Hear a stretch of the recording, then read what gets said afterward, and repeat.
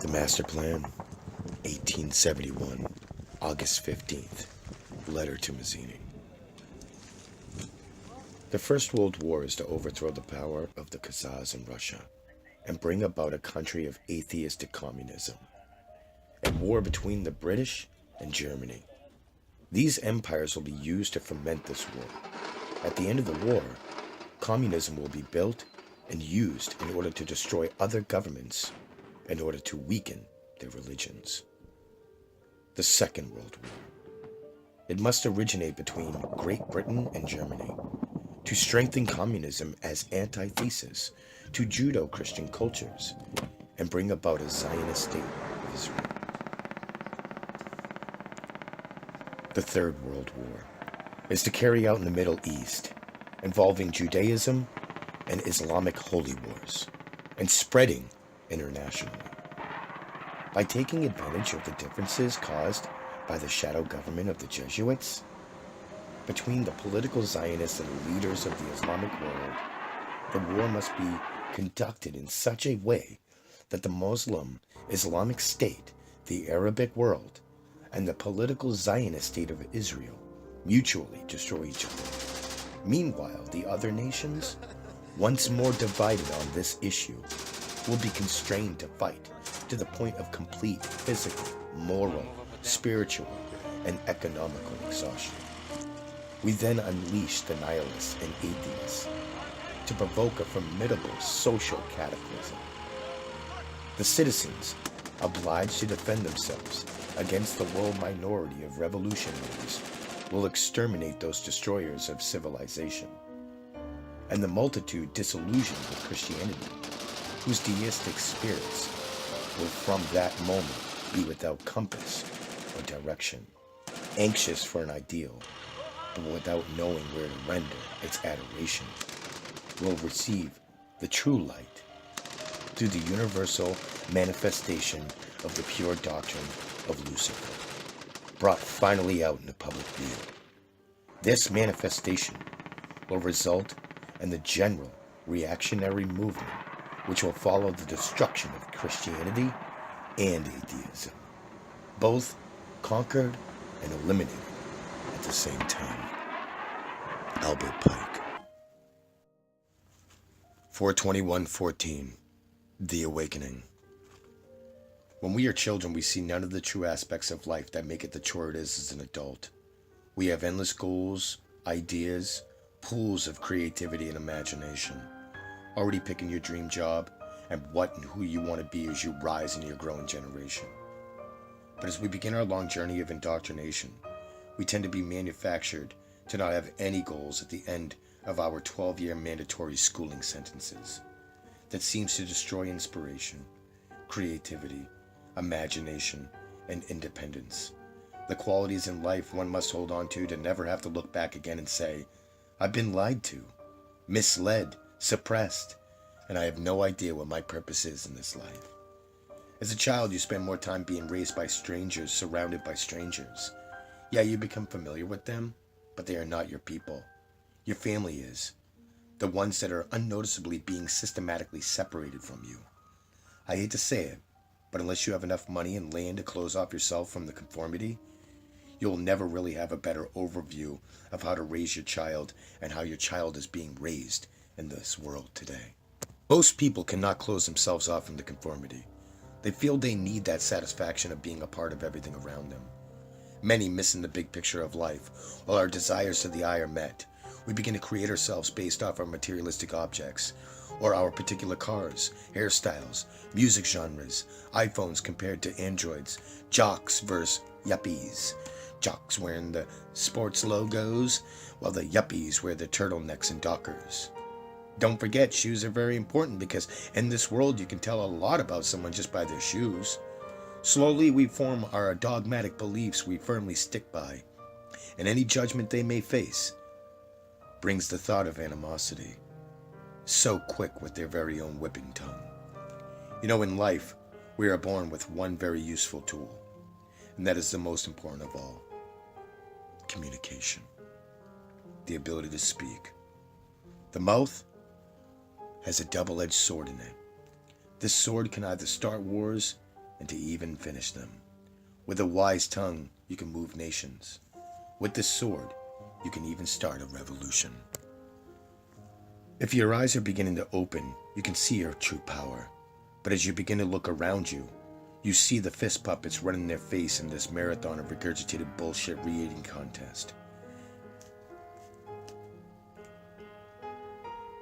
If it was never for them, I would have actually moved into the motions of truly living and knowing myself to maybe begin to know everyone else.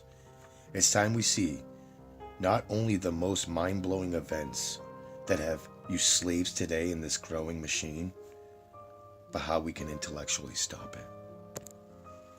All wars have mostly been started for basis of control. It's the hearts of kings and politicians that have been enveloped in their own power on earth. They don't consider what their status of power will be in the end, in the spirit. The slaved conscience, the willingness to let others fail around them, the judgment of our own pointing fingers with insulting tongues full of our regurgitated preferences. Your goals manifested by propaganda ads, pre-designed interests, and vices with competitive mindsets of keeping up with the Joneses, living the rat race, running the grinding wheel with a smile, encouraging others to your borrowed legacy. Let's talk about your God. The God you love but would deny just for a brief second if put on the spot. Money. Money is the God to the religion of government.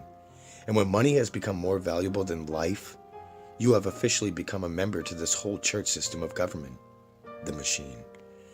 Americans work for the ones who push the money, and money is the push that makes you move. But money is worthless to the ones who make it. It's the resources that are far more desired. For resources are the true currency. Money is now a tool of control, nothing more. To have possession of all essential necessities is to control its value and exchange rates. People become united in levels of secret organizations, backed by private corporations that fund the secret government behind the Iron Curtain, behind your Hollywood propaganda screen. The puppet on the left in combat of the puppet on the right, convincing you to forget it's all the same bird.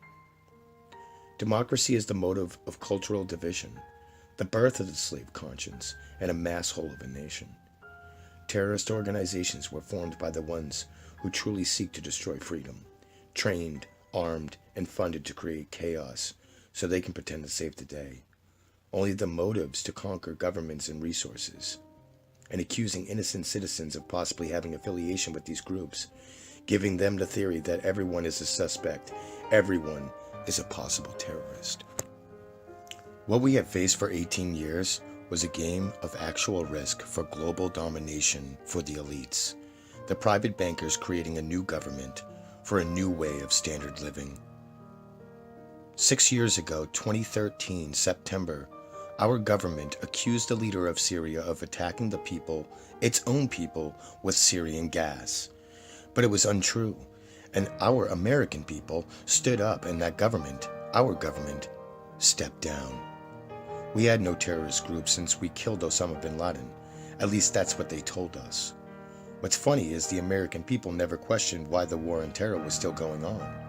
No face to push on the news for the motive of why billions of tax dollars are being spent on an imaginary war of terror.